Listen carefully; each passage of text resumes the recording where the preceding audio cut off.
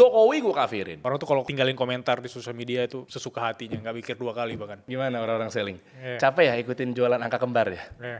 33, 44, 55. Si Derry ngomongin marketing terus, dia punya brand apa sih? Yang ujung-ujungnya buat nafkain anak istri, selesai.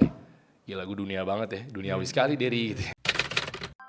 Memang channel nomor 1 tentang pengembangan diri atau self improvement ada di sini ya. Bilal, Ya. suara berkelas. Ngapain gue ada di sini?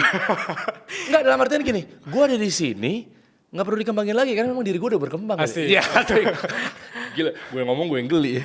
Oke guys, jadi hari ini aku sebagai host berkelas diambil alih oleh Bang Derry. Selamat datang Bang Derry. Iya, selamat datang. Luar biasa gimana Bilal. Kemarin udah main kantor gue, sekarang gue kesini ya. Oke, tapi belum diposting ya karena emang belum ngetik aja kali. Iya. Oke, hari ini kita kedatangan tamu spesial. Ya. Selama ini Bang Derry yang didatangi narasumber. Eh. Hari ini jadi narasumber suara berkelas. Selamat datang di Suara Berkelas. Gimana? Namanya keren nggak? Keren. Jadi buat teman-teman ini bener-bener orang-orang berkelas doang yang bisa duduk di sini kayaknya. Siap. Oke. Keren. Aku mau tahu nih, Bang Derry berangkat dari masa 20-an sampai di titik hari ini, itu berangkat dari fase apa sih? Waduh, ngeri. 20 tahun gue genap itu gue ada di grup band sebetulnya. Oke. Jadi gue sama Kevin Aprilio sama kawan-kawan waktu itu ngeband di umur 20 ya. Iya, betul. 19-20 tahun lah. Tahun 2008, 2009 lah. Waktu itu launching Viera 5 Februari 2009. Habis itu sebenarnya passion gue adalah pengembangan di diri gue lebih ke broadcaster. Jadi gue di London School, masuk 2007. Habis itu yang gue sasar adalah komunikasi massa atau broadcasting di situ. Ya. Nah, memang passionnya adalah di dunia penyiaran. Gue penyiar kampus juga di LSPR gitu ya, batch 11 waktu itu. Nah, cuma memang hobinya adalah ngeband. Makanya waktu itu Kevin Aprilio, Raka, Widi, Trian gitu kan. Kami waktu itu berlima ya anyway lah saat itu lah ya. Di Viera ada jalan. Sebenarnya ya balik lagi passionnya ya di penyiaran. Makanya waktu itu selesai di album pertama ya. 2010. Habis itu gue fokus di dunia penyiaran. Di umur-umur segitu tuh. Jadi dibilang hobinya atau passionnya adalah sebenarnya di dunia siaran. Makanya waktu itu 2005 udah masuk ruang siaran, 2008 2009 ngeband kepotong di situ. Dan 2010 akhirnya gue melanjutkan cita-cita gue adalah sebagai broadcaster gitu. Sekarang akhirnya ada media kasih solusi anyway gitu kan. Di 2010 umur 20-an, ya 20 tahun, 21 gitu ya. 2021 itu akhirnya gue jadi VJ angkatannya Boy William di MTV plus gue siaran radio. Nah, karir gue sebagai orang-orang media lah atau penyiar lah di situ sih sebenarnya. Meskipun 2005 udah masuk ya, akhirnya vakum ngeband, akhirnya balik lagi. Itu bro. Dan di titik mana kemudian seorang Derry ini menyadari bahwa wah aku di zona nyaman banget, jadi aku harus berubah gitu. Aku rasa kan anak band, pemasukan aman, lancar nih. Ya. Band manggung hampir setiap minggu. Oke. Jadi VJ juga gitu. Ya. Di titik mana kemudian aku ngerasa nyaman banget tapi ada yang kurang, so I have to change myself. Di mana? Jadi memang waktu tahun 2010 lah ya, setelah selesai ngeband, abis itu jalan gue jadi penyiar radio. Lalu 2017-an lah ya, kalau nggak salah, itu memang triggernya setelah perjalanan hampir 1 tahun menikah. Berarti kan kalau tarik mundur ke belakang berarti 2016 gue nikah. 2016 ya. Oke. Nah di 2016 itu adalah sebenarnya keputusan bahwa ini sebenarnya gue mau kayak gimana sih? Karena banyak orang gagal di tengah jalan terkait pernikahannya, nggak menjadi ayah yang baik buat anak-anaknya, nggak menjadi suami yang baik buat istrinya gitu ya. Ya memang itu puncaknya kan, pangkalnya di situ, penentuan lo ada di situ gitu. Karena di persimpangan jalan adalah kalau versi gue adalah di pas pernikahan. Ini mau dibawa kemana nih keluarga gue nih? Karena nakodanya kan gue, masinisnya gue, pilotnya gue. Nah artinya di situ memutuskan bahwa gue bilang sama istri gue, ini kita kayaknya lempengin dulu kali ya niatnya nih. Soalnya ya alhamdulillah nikah langsung dikasih anak gitu ya, jedanya sebulan lah let's say. Jadi secepat itu gitu kan Allah kasih karunia anak gitu ya. Nah makanya di situ baru gue putuskan bahwa oke, gue harus bener nih. Setelah nikah berarti? Setelah nikah, pas di nikah itu ya udah oke lah kita bener bareng-bareng deh.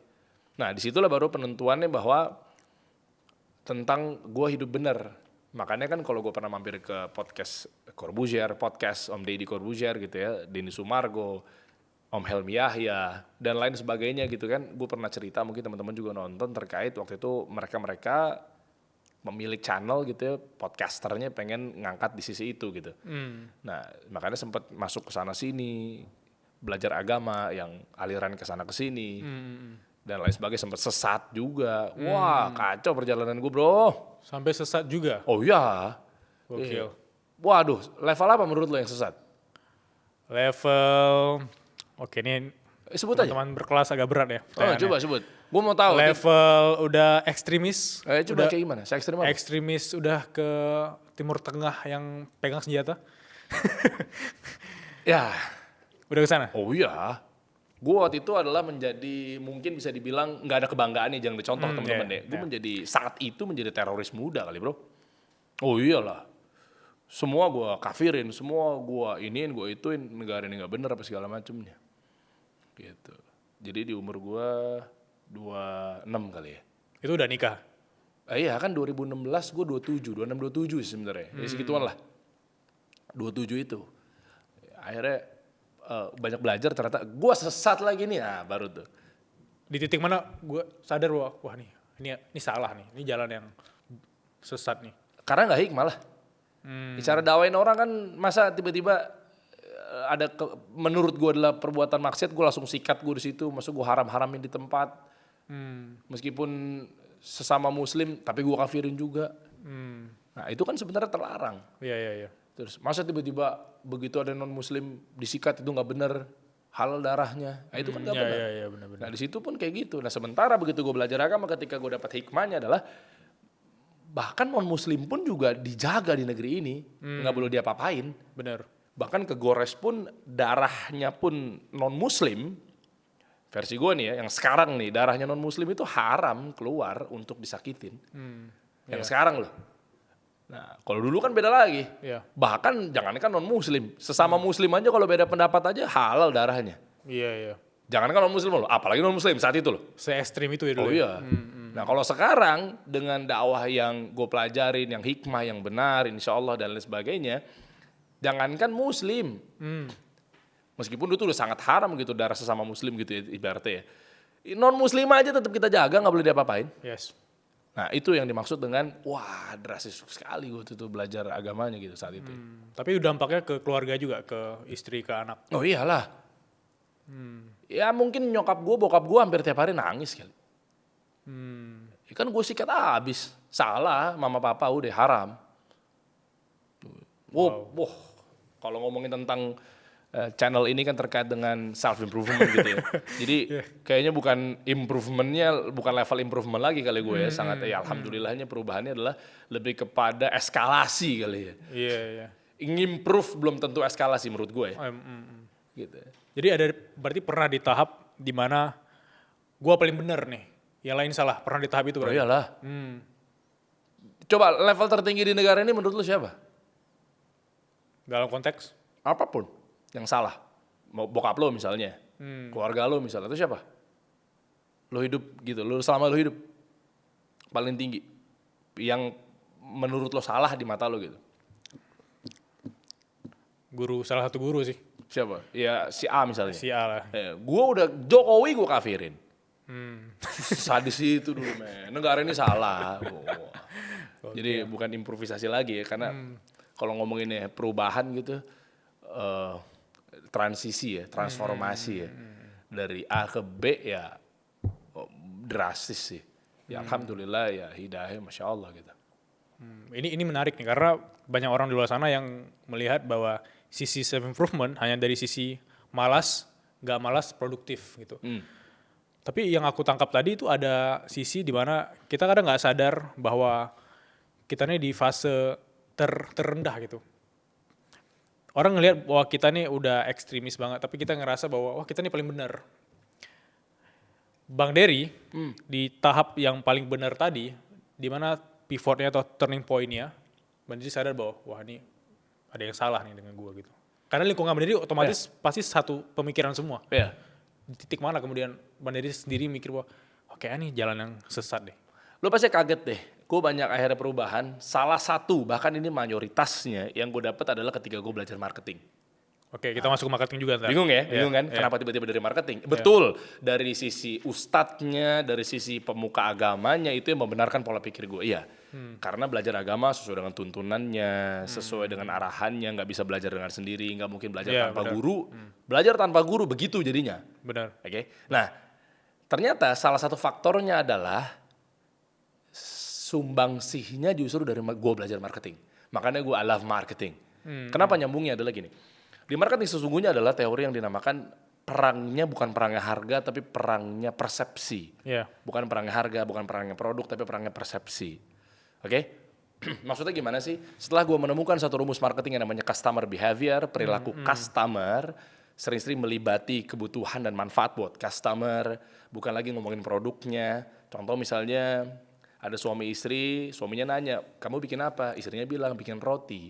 Gimana cara jualnya biar cepat laku? Istrinya bilang dengan entengnya ngomong, oh toko sebelah jual 10.000. Ya udah, kita jual 9.000 aja, pasti laku. Iya. Oke? Nah, suaminya di lain momen tiba-tiba jalan ke sebuah mall ngajak istrinya. Suaminya bilang, mah ada roti itu murah tuh mumpung dicoret harganya. Masuk dalam supermarket ada harga diturunin, dicoret, dibanting, promo paling murah. Oke? Roti digituin. Terus gue pernah survei 9 dari 10 orang begitu ngeliat roti dikasih promo, sama halnya dengan suami nanyain ke istrinya, mah itu mau murah. Apa jawaban istrinya? Ya roti udah mau expired, roti udah mau berjamur, roti kemarin. Gue rasa di ruangan ini juga sepakat. Iya. Nah maksudnya apa? Inilah busuknya pengusaha yang belajar tanpa ilmu. Maksudnya gimana? Ketika mau ngejual sesuatu yang dilihat sudut pandangnya adalah hanya tentang kepuasan produsen. Ya udah Iya. dipromoin aja pasti laku kok. Tuh, Iya. sudut pandangnya produsen. Padahal produk ini laku dibelinya sama konsumen. Nah, haknya konsumen diatur sama produsen. Ininya nggak fair. Iya. Makanya buat teman-teman sekarang lagi gue edukasi ke UMKM adalah kalau kita mau jualan sesuatu, mau jualan produk, sering-sering libati manfaat buat konsumen. Jangan-jangan lu asik sendiri. Kalau bahasa kasarnya gue adalah jangan-jangan lu melakukan onani marketing, masturbasi marketing. Kalau bahasa gue gitu, asik sendiri. Iya. Iya. Promo aja pasti laku. Menurut lu, semakin diturunin harganya semakin hancur value-nya. Padahal begitu. Nah, lanjut lagi di sini. Ketika menurut Balik gua ke adalah poin. gua belajar agama apa segala macam, bener nih menurut gua. Akhirnya subjektivitasnya tinggi kan? Iya. Karena ruang lingkupnya, sudut pandangnya ada di sisi produsennya. Benar. Gua yang memproduksi kata-kata, gua yang memproduksi bacaan dan lain sebagainya. Tapi dia lupa sementara efek berkelanjutannya adalah ada di sudut pandangnya konsumen. Bagaimana orang lihat gua ketika gua belajar agama. Itu gua nggak pikirin tuh. Nah, itu sama halnya dengan kayak yang tadi analoginya. Ketika kita bikin produk bagus, ya udah, menurut gua oke nih, promo aja. Nah, padahal kalau bikin produk yang bagus adalah sering-sering tanya dulu nih konsumen. Kalau Iya. dikasih promo, jangan-jangan dia ngeresponnya nih produk kemarin sore nih, produk nggak laku nih. Nah, begitu tadi nyambung pertanyaannya adalah, terus di titik mana? Di titik ketika gue belajar marketing dan sering-sering melibati audiens. Karena marketing begitu. Bukan lagi ngomongin tentang sampo ini, bahannya mentol, bagus kok, bahannya terbuat dari bahan alami. Bukan. Tapi bikinlah sampo ini, kalau lo pakai baju hitam, pakai hitam. Siapa takut?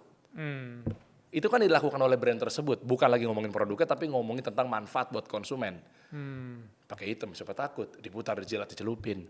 Pasti Iya. ada jalan, mulai aja dulu. Iya, iya. Dan seterusnya. Itu tertanam tuh di kepala kita ya. Oh iya, karena kan manfaat konsumen lebih diutamakan. Sering-sering melibati perilaku konsumen baru ngomong tentang airnya bagus, airnya jernih, dari mata air pergunungan, 100% murni, kayak ada manis-manisnya, subjektif bro. Iya, iya. Ya kan, nah itulah begitu gue belajar marketing ternyata hidup kita ini harus sering-sering libati sudut pandangnya audiens. Makanya pernah dengar kan tentang helicopter views. Iya, iya. Ya iyalah. Jangan-jangan lu asik sendiri yang tadi gue bilang masturbasi marketing. Jangan-jangan lu bilang oke bikin aja produknya begini. Ya kalau gitu nggak ada dong ada istilah R&D. Sementara dibikin produk buat konsumen bukan buat produsennya. Makanya butuh R&D, di riset dulu, fokus group discussion dulu, FGD dulu, tanya-tanya dulu, panelis dulu, gimana nih? Oke nggak kalau kemasannya begini? Norak bro, hancur value dulu kalau kayak gitu. Ini kan ada ilmunya, nggak cuma sekedar bening kan? Iya. Air kematian ini nih, nggak cuma sekedar bening. Ini kan pasti ada ilmunya. Nah maksud gue kayak gitu bro. Jadi di titik ketika gue belajar marketing plus beragama sesuai dengan tuntunannya yang benar, baru gue lihat tuh, oh iya ya, kalau gaya gue haram. Kan tadi kan gue asik sendiri nih. Iya, iya, benar. Salah kamu, Iya. kamu salah. Mama nggak benar, papa berdosa. neraka. Ya kan? Orang ngeliatnya apaan sih? Iya. Apa sih? Iya. Gitu. Nah sementara begitu gue jadi konsumen, gue jadi lawan bicaranya, sebenarnya nggak gini cara berdakwah. Nah, baru gue mikir kalau gue bilang haram, apa kata orang ya gimana dakwah mau nyampe? Nah di situ baru gue ngeliat tuh, oh ternyata hidup ini harus sering-sering melibati konsumen. Itu kan sebenarnya dasar self improvement kan kalau kita sadar kan. Bener. Kalau kita kayak gini, sebelum cubit diri orang, cubit dulu diri sendiri. sendiri. Itu kan dasar sebetulnya. Itu kan teori marketing sebetulnya. Sebelum kita cubit diri orang, cubit dulu diri sendiri. Iya sakit ya. Gimana orang nih? Ayo deh, jangan kita cubit deh. Sebelum kita kata-katain tuh orang, coba kata-katain diri sendiri. Diri miskin loh. Iya ya, gue sakit hati ya. Dari situ baru berubah bro. Menarik. Gak ada yang nyangka sih dari titik ngomongin ekstremis tiba-tiba masuk ke marketing. Karena aku juga setuju kayak analogi yang Bang Dery jelasin tadi.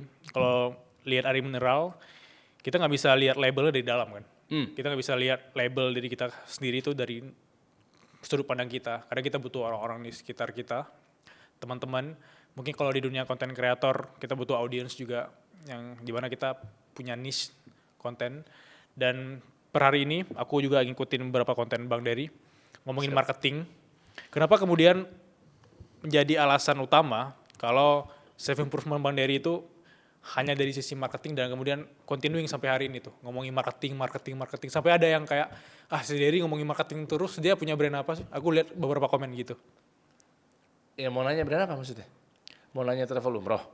Lebih tepatnya brand yang Bang Dery punya gitu. Travel umroh, menurut lo kalau travel umroh baru dibikin 1 bulan, kira-kira berangkatin berapa bis? 1, 2? 1 orang, iya. Dan fun fact-nya lo bikin travel umroh 1 bulan, biasanya yang ikut berangkat nggak nyampe 1 bis. Biasanya ya? Biasanya. Kita sebulan 2 bulan, alhamdulillah atas izin Allah, 2 bis.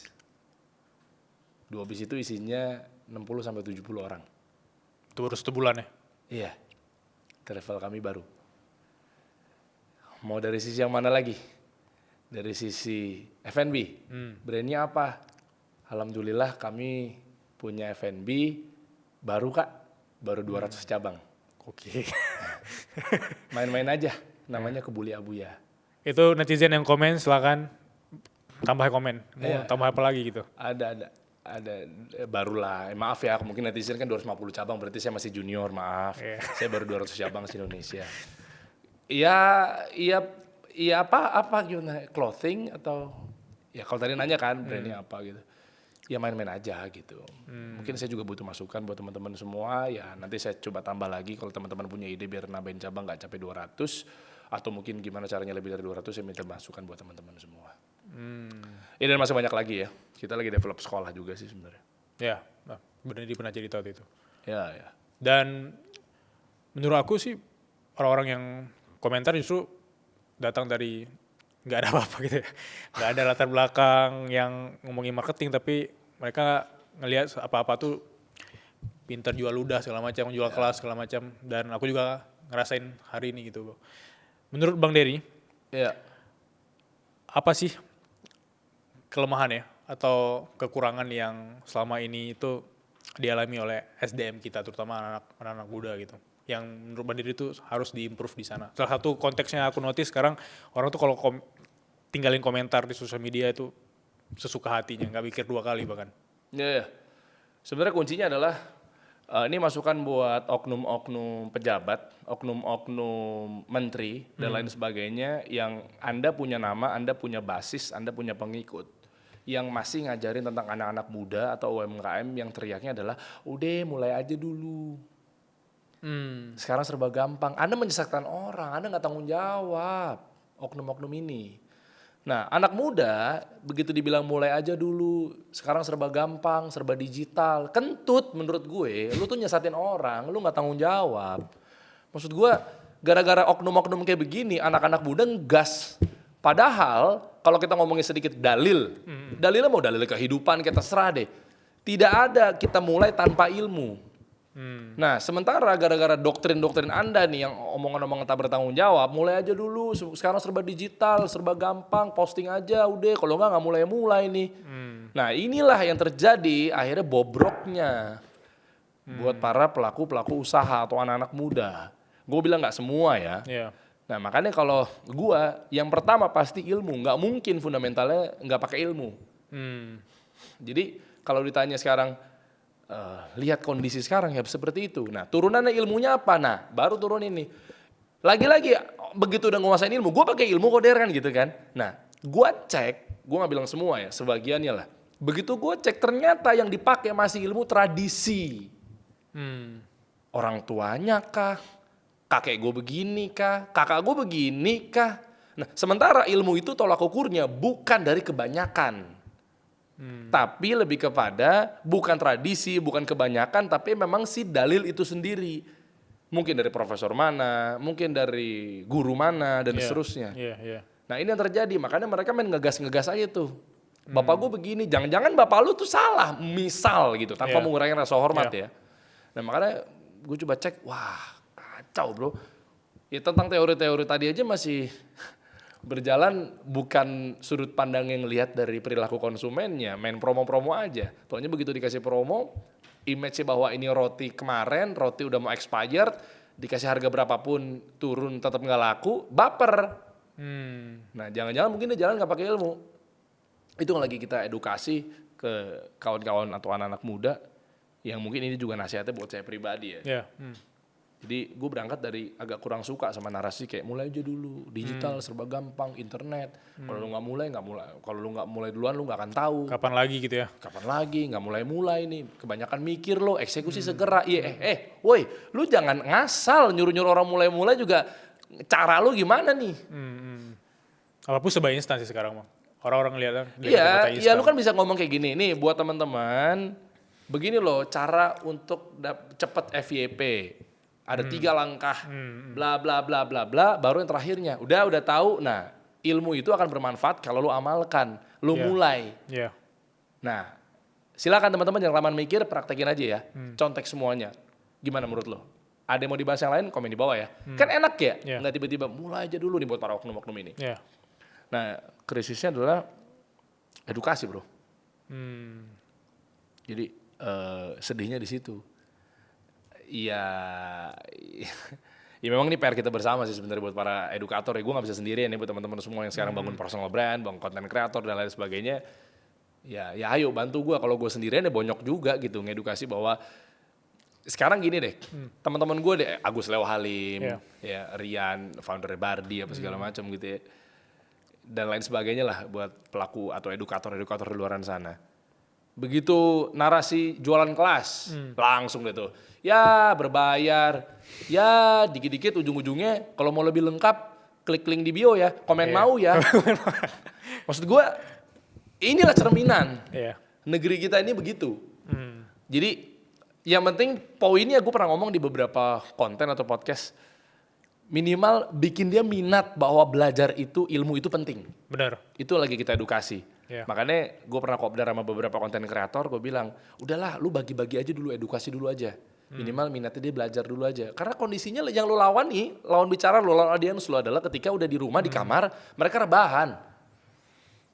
Ya udah mereka rebahan, hibur gue dong, gue malas belajar gitu. Ya gitu lah kita benahin. Makanya ayo lu ketika kena serangan fajar, jual kelas, kaya dari jualan kelas dan seterusnya, jangan kendor. Adalah beberapa konten kreator kalau gue sebut namanya juga pasti lu tahu. Gimana bro? Wah bro, gue udah gak jualan kelas dulu deh, gue lagi vakum dulu. Kenapa? Karena mental. Oh iya, namanya gede. Yang sekarang kalau lu mungkin tahu dia lagi tutup dulu kelasnya. Gue bilang Kreator. Kreator gede bro. Misalnya kelas kreator. Iya, dia jualan kelas ngajarin industri, satu industri lah. Industri di bisnis lah ya. Di sebuah industri gitu ya. Dia ngajarin, lah kenapa bro? Ntar lu gue mau buktiin dulu. Gue mau ngegedein bisnis gue dulu. Sampai begitu. Gue mau buktiin dulu, dia lagi develop bisnisnya dia gitu ya. Sampai tembus di sekian, sampai brandnya kuat, nancep, baru dia mau jualan lagi bagaimana cara ini. Jadi waktu itu, sependek pengetahuan gue, kalau nggak salah dia paralel. Sembari dia edukasi, menjadi edukator, sembari jalanin bisnisnya. Kayak begitu tuh. Ya kayak gue sekarang kan lagi jalanin ada beberapa bisnis ya, travel umroh, F&B, clothing dan lain sebagainya gitu. Nah, itu sembari ngajar juga. Nah, itu kena mental tuh. Nah sekarang gue balikin lagi, kalau edukator kayak lu ini akhirnya menularkan ke yang lain, mentality orang-orang edukasi atau edukator yang lainnya pengen berbagi ilmunya, akhirnya bener-bener kena tuh, kehasut sama lu pada, terus jadi minim edukasi, ya terus gimana caranya naikin minat belajar buat para audiens atau pelaku usaha atau anak-anak muda? Ikan semakin dikit bro. Sekarang gue tanya, edukator sama siswa lebih banyak mana? Lebih banyak siswa sih. Ya, iya. Susah kan kalau edukator makin dikit? Gitu bro. Ini boleh diminum kan? Silakan. Dan aku relate banget juga ngomongin kelas karena aku juga buka kelas sama Ko Agus juga ruang kreatif. Dan ada aja tuh komentar-komentar yang masuk kalau dikit-dikit ilmunya di kelas, dikit-dikit ilmu di kelas. Tapi pas kita kasih yang gratis, itu yang datang audiensnya tuh random banget. Ada orang yang kayak nge-hate, ada orang yang kayak wah apaan nih kelas nggak jelas segala macam. Tapi ada sisi negatifnya dari setiap yang kita buka, dan itu menurut aku kalau orang-orang nggak siap mental tuh bisa down. Dan hari ini juga lingkungan aku appreciate juga sama Ko Agus dan teman-teman, itu justru bikin kita tuh semakin keep going. Dan tujuan kita kan selain ya realistis lah ngomongin uang, tapi ilmu yang bermanfaat. Ya. Dan orang mungkin nggak sadar itu Bang Dery. Ya. Ilmu yang bermanfaat dan ngingetin gue sebuah dalil ya. Ada 3 amalan yang gak akan pernah terputus meskipun kita udah meninggal. Yes. Salah satunya adalah ilmu yang bermanfaat. Jadi ketika lu udah meninggal tapi ilmu itu terus diamalkan sama orang-orang yang menerima ilmu yang lu sampaikan. Nah, ini buat motivasi buat teman-teman edukator ya. Meskipun lu udah meninggal itu tetap. Jadi pernah guru gue kisahkan bahwa tahu-tahu timbangan lu berat bro. Lu gak tahu dari mana. Ketika nanti di akhirat gitu ya. Pas lagi di persidangan akhir gitu kan. Kumpul semua gitu kan, tiba-tiba lu udah lemes gitu kan, aduh gue masuk surga gak ya, gambarannya gitu lah ya, aduh gue masuk surga gak ya, aduh dosa gue lebih banyak gak ya daripada amal perbuatan baik gue gak ya, tiba-tiba berat, bingung, kok bisa nambah tiba-tiba, checkpoint dari mana nih, nah gitu kan, bonus dari mana nih, taunya ilmu-ilmu yang bermanfaat itu. Yang masih mengalir terus ya. Masih mengalir terus selama lu meninggal. Dipraktekin orang, disebarin orang. Nah ini mungkin udah menjadi inspirasi atau motivasi cerita ini buat teman-teman semua yang tadinya kena mental gara-gara jual kelas. Ingat guys, cuekin aja yang lainnya yang berkata seperti itu, tapi yang lu pegang adalah ketika ilmu lu bermanfaat dipraktekin sama orang, yang ujung-ujungnya adalah lu sendiri kok yang dapat manfaatnya. Tiba-tiba timbangan amal kebaikan lu berat aja di akhirat. Enak gak hidup lu? Enak. Jangan-jangan mungkin gara-gara itu lu bisa masuk surga. Ya. Allah wa'alam. Itu kalau gue sih mikirnya gitu aja, bodo amat tuh deh. Orang-orang mau kayak gimana gitu. Gue langsung dari pertanyaan pertama dari follower kita di Instagram. Ya. Dari Noval nih. Kak Dery, apa sih yang bikin kita bisa berkembang? Karena berat badan aku itu naik terus 2 tahun terakhir. Gimana caranya aku bisa diet dan jadi versi terbaik? Waduh. Ini mungkin relate Bang Dery. Iya. Berkembang berarti harusnya naik dong, berkembang kan? Oh iya, nggak salah sih. Ini menarik, pertanyaannya bagus. Gini, gue pernah ngedata, ngeriset ya. Tentunya juga guru gue di sini ada 2 ya, satu beli Aderai, satu lagi Om Deddy Corbuzier gitu ya. Oke. Jadi salah satu arahannya dari salah satunya adalah gara-gara mereka juga. Gue pernah ngecek sampai se-ekstrim ini. Gue rasa banyak yang nggak setuju, yaitu kalau lu nggak punya motivasi, 101% pasti gagal. Kalau lu nggak punya motivasi, 101% pasti Iya. gagal. Kira-kira apa coba motivasi lu sebut aja. Dapat 1 miliar pertama. Lewat bro, lewat. Deh, lewat. 1 miliar ya habis gitu aja ya. Oke. Nah, oke. Motivasi ganteng, cantik kurang ternyata. Gue pernah melakukan, gue praktisi diet memang. Itu dari berapa tahun yang lalu, tapi kami selalu gagal gitu. Mungkin bersama teman-teman yang lainnya. Nah motivasinya kalau melulu tentang ya cash money gitu dan lain sebagainya hilang. Nah motivasi ganteng, motivasi bahkan gue ada di level yang nggak tahu, jangan dicontoh juga ya, sakit parah gitu, kaki gue, tumit gue udah sakit banget karena nahan bobot yang berat banget gitu ya. Itu pun juga akhirnya nggak memicu gue untuk diet juga anyway. Nah ternyata ya mirip-mirip sih sebenarnya, hampir-hampir dari 1 miliar itu. Tentang kontrak brand. Kontrak brand. Iya, yang ujung-ujungnya buat nafkahin anak istri, selesai. Gila, gue dunia banget ya, duniawi sekali Dery gitu ya. Ternyata ujung-ujungnya itu. Terkait, ya mungkin salah satunya adalah uang juga. Tapi memang yang paling berat adalah motivasinya ketika lu kontrak sama sesuatu yang akan ngidupin anak istri lu dan lain sebagainya, lebih ke sentuhan emosional ke keluarga. Itu akhirnya yang menjadikan gua benar-benar niat untuk diet. Nah, kalau lu nggak punya motivasi sampai sedalam itu akan berat banget. Mungkin gaya motivasinya orang beda-beda ya. Nah, saat itu kayak gitu gua. Maka dari itu adalah kalau lo coba sandingkan dengan motivasi yang betul-betul jelas dengan pemasukan yang lo dapat apa segala macamnya, itu akan lebih mudah. Biasanya gitu. Itu satu. Dan yang kedua adalah how to-nya, tentang praktisinya. Nah, gue pelajarin ternyata pembakaran paling baik adalah di pagi hari. Oke. Pembakaran. Lambung lo dan lain sebagainya itu di pagi hari. Nah, yang berikutnya adalah menafsir kata breakfast. Fast dari kata fasting, break adalah ya berhenti atau buka.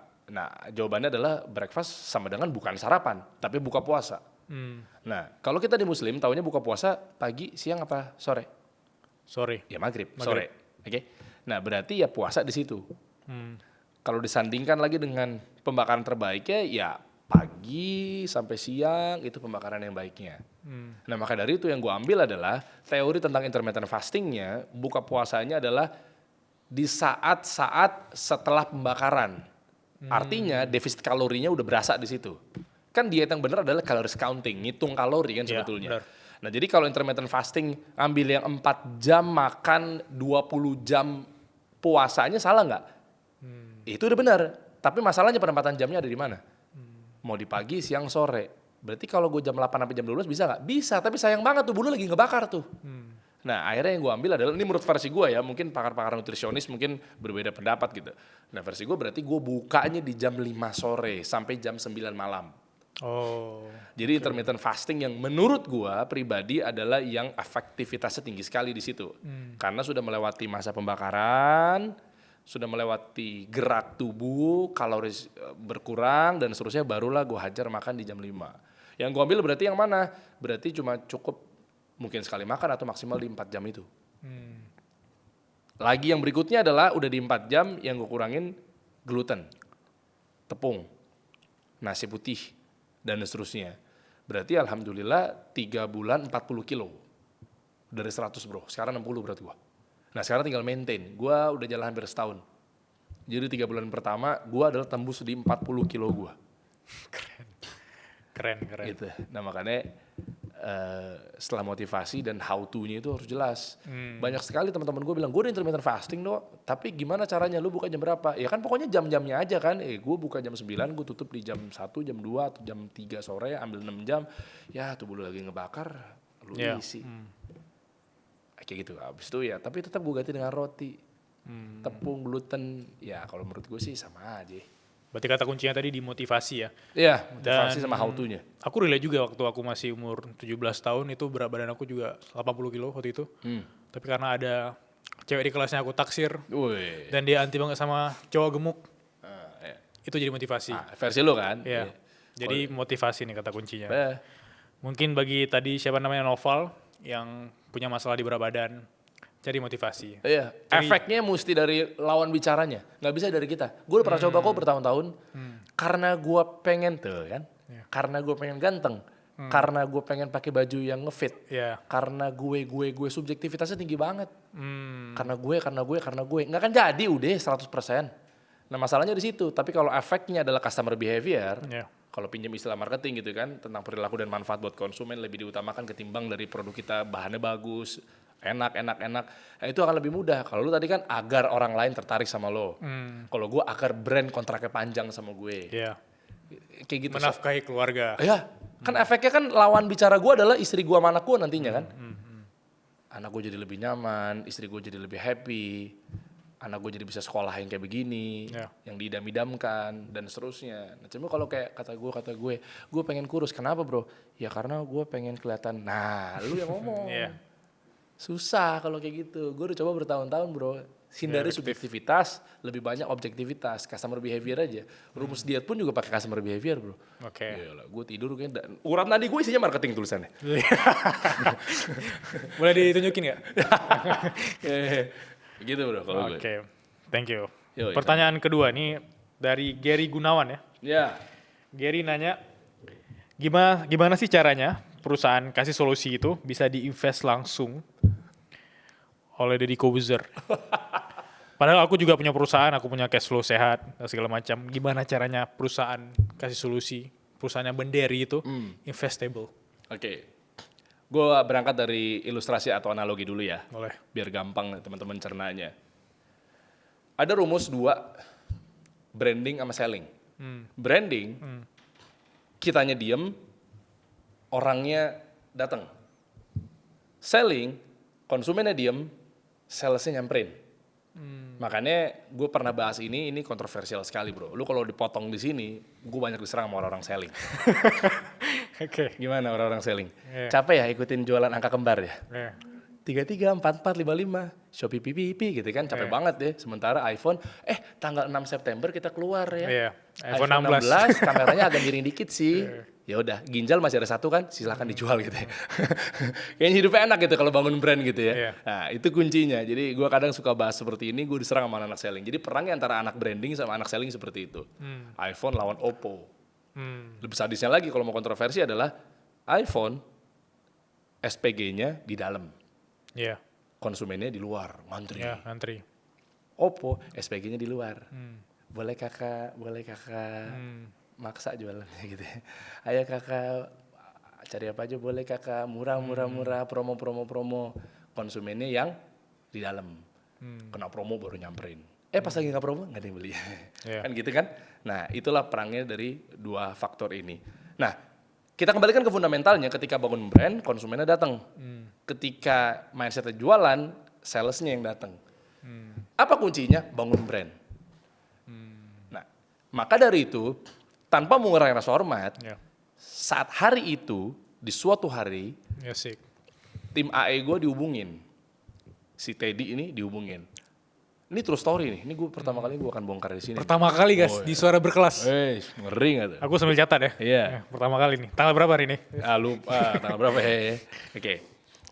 Halo Kak, halo Min gitu lah kurang lebih. Perkenalkan aku Bimo, produsernya Close the Door. Oke. Intinya kurang lebih gimana caranya Om Deddy bisa mampir ke situ. Ngeri gak tuh ya? Kalimat depannya udah begitu ya. Kesannya gue kayak podcast udah milik Pak Jokowi aja tuh gitu Iya. gue ya. Ngeri banget gak tuh? Padahal milik Sandiaga Uno ya. Iya. Oke. Gue gak percaya dong, alah itu hoax paling. Terus gue lagi nunggu Abdur mau jadi bintang tamu. Abdur di podcast Rashad, kasih ya. solusi. Paling hoax kali. Gak lama tiba-tiba rame itu Nora di ruang tim kreatif gue. Wah Iya. bener pak. Pas taunya anak-anak gue ngeceknya di mana coba? Get Contact. Asik. Asik. Bimo CTD. Bimo Close the Door. Close the Door. Bener ini Iya. nomornya. Oke mantap. Pak bener pak ternyata. GR dikit dong. Iya. Ya alhamdulillah lah. Ya udahlah Abdur datang, gue syuting. Gue syuting sama Abdur, kelar syuting. Yang kedua nih, efek bangun brand lagi nih. Terus Teddy ngomong lagi, Pak, tapi langsung ditetapkin nih. Ditetapinnya adalah langsung barter. Hari Kamis ya Om Deddy ke kasih solusi, hari Jumatnya Pak Dery ke Close the Door. efek bangun brand bro. Ya, jadi kitanya diem, Om Deddy-nya datang. Sombong banget gue. Iya. Om Deddy. Iya. Efek bangun brand tuh. Jadi kita bukan kalau mungkin selling ya, kita bikin proposal, bikin PowerPoint, kirim email ke Close the Door Management.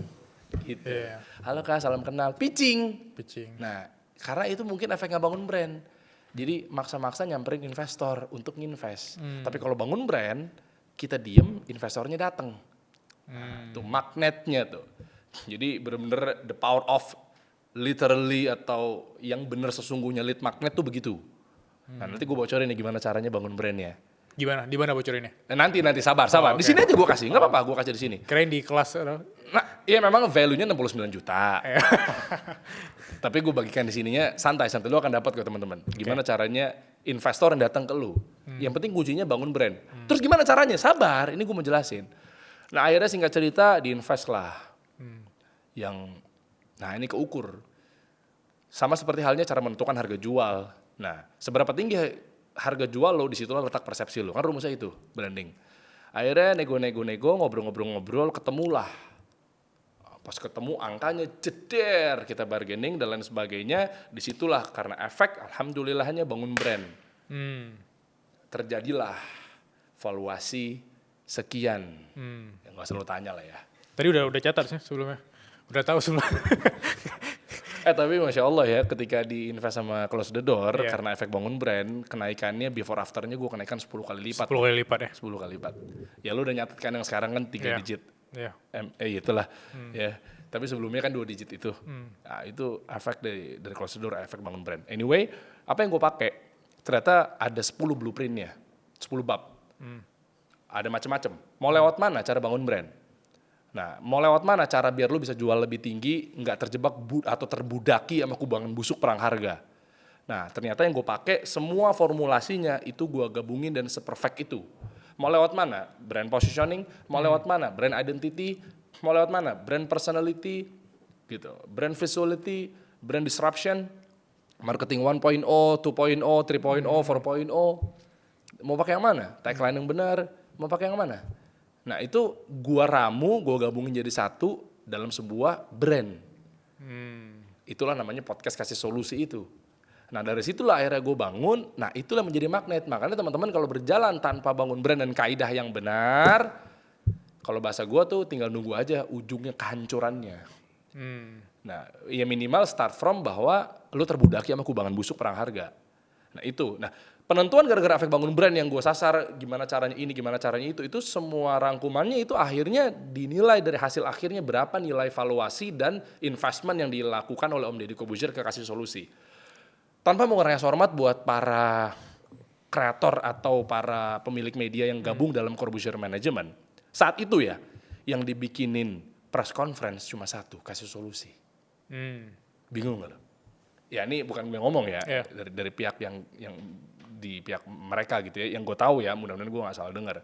Jadi waktu itu kami yang dibikinin press con yang gede, diundang media. Tanpa mengurangi hormat buat para teman-teman yang tergabung dalam manajemen ini ya. Nah itulah efek bangun brand segitunya.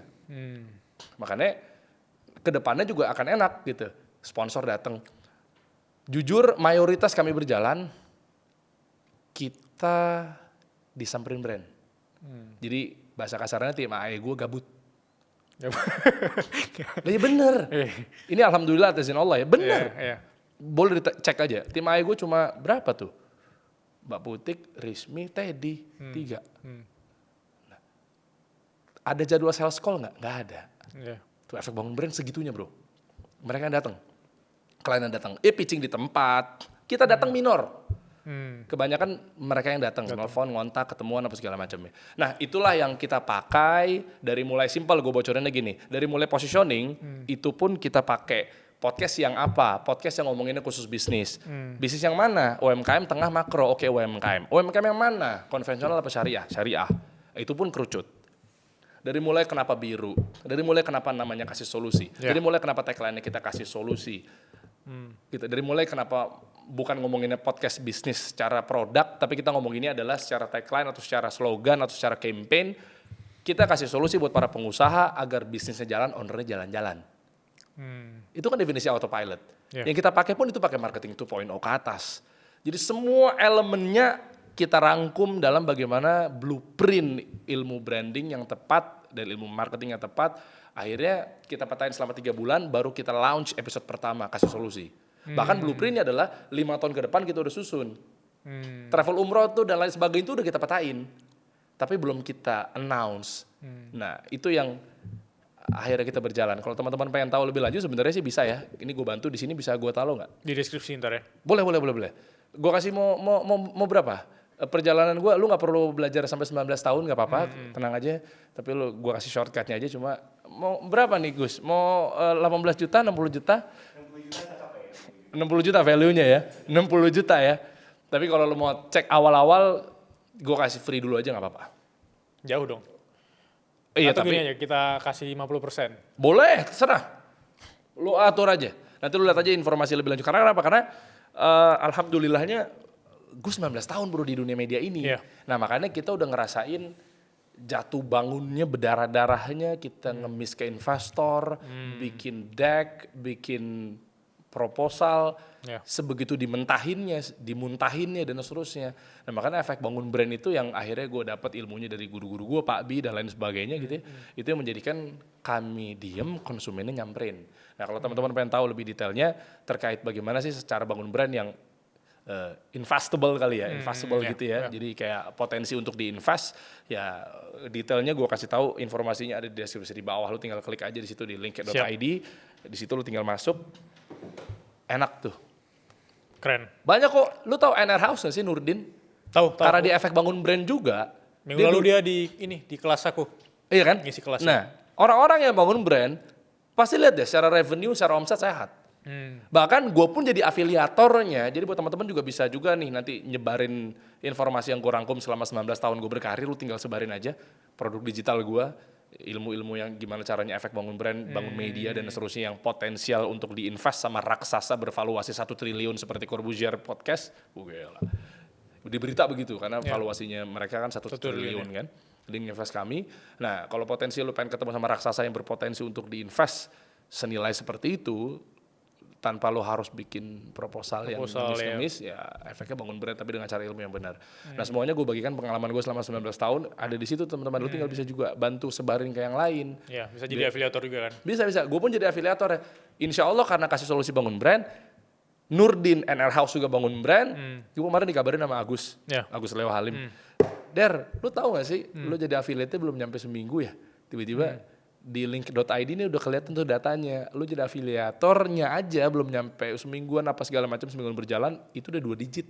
Padahal cuma nggak promosi ya? Enggak lah, iya duduk aja gue nggak apa-apain. Gue bilang, lah Gus, video aja belum gue edit, baru gue ngomong di podcast, belum gue sebar luaskan gitu loh. Nah, enak bener ya, maksudnya karena Nurdin NR House yang cuan dari rumah, insya Allah kami pun juga bangun brand.